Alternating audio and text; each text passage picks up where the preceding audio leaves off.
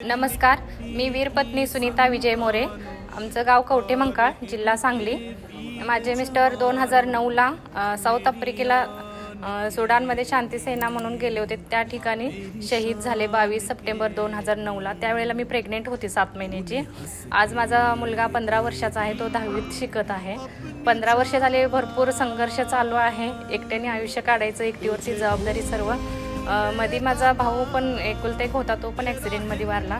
पण आज भाऊ नाही याचं वाईट वाटत नाही, कारण एवढे सगळे भाऊ माझ्या पाठीचे आहेत. आणि कुणाला कुठलेही म्हणजे प्रसंग काही वेळ आली तर पोलीस स्टेशनमध्ये इकडं तिकडं न जाता आपले वीर जवान फाउंडेशनचे अध्यक्ष सुरेश काकडे साहेब आहेत, त्यांच्याकडे तुम्ही सांगा.